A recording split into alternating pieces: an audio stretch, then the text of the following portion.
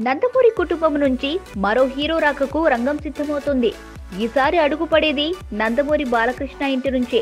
తనయుడు మోక్షజ్ఞ ఎంట్రీ గురించి గత కొంతకాలంగా చర్చ జరుగుతుంది.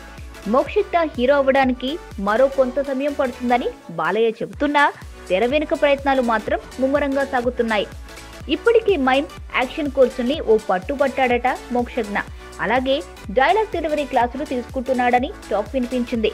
పౌరాణిక డైలాగుల్ని బట్టి పడుతున్నాడని, తాతగారి సినిమాల్లోని కొన్ని డైలాగుల్ని వల్లించే పనిలో పడ్డాడని వార్తలు వచ్చాయి.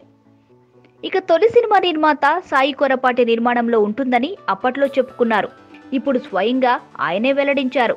మోక్షజ్ఞ తొలి సినిమాను తానే నిర్మిస్తానని, ఈ విషయంలో తనకి బాలకృష్ణ మాట ఇచ్చారని, వారాహి చలనచిత్ర బ్యానర్లో మోక్షజ్ఞ సినిమా ఉంటుందని స్పష్టం చేశారు సాయి.